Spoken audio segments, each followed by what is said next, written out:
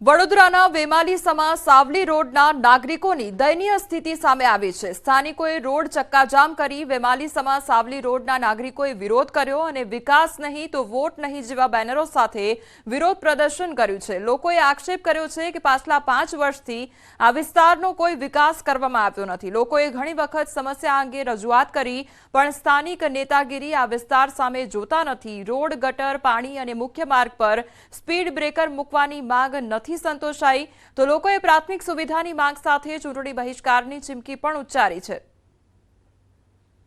એના માટે આજે વેમાલીના નાગરિકો એવું અમને પ્રશ્ન પૂછી રહ્યા છે લોકલ નેતાગીરીને કે આજે વર્ષો સુધી ભારતીય જનતા પાર્ટીને મતદાન કર્યા પછી પણ ભારતીય જનતા પાર્ટીના 4 ચૂંટાયેલા પ્રતિનિધિઓ હોવા છતાં પણ આ વિસ્તારને અન્યાય કેમ? આ એક પ્રશ્નને લઈને આજે અહીંયા સેંકડો નાગરિકો ઉપસ્થિત છે। અહીંથી જે વાહનો આવે છે ને બહુ સ્પીડથી આવે છે ધુમાડ ચોકડીથી, અને જ્યારે સ્કૂલ અમારે જવાનું હોય વર્ધી લઈને છોકરાઓને તો બહુ તકલીફ પડે છે અને ગાડીઓ ધીમી પાડતા નથી અને વારંવાર સ્પીડ બ્રેકરોની બહુ રજૂઆત કરી છે। અમે સ્કૂલમાં બી કીધું છે તો એ છતાંય સ્પીડ બ્રેકરો બનતા નથી। કાલોલના પરુણા ગામમાંથી પસાર થતી ગોમા નદી પરના બ્રિજ પર ગાબડા પડતા સ્થાનિકોને ભારે પરેશાનીનો સામનો કરવો પડી રહ્યો છે। બ્રિજ નિર્માણને હજુ 1 વર્ષ જેટલો જ સમય થયો હોવા છતાં પુલના બંને છેડે ગાબડા પડી ગયા છે।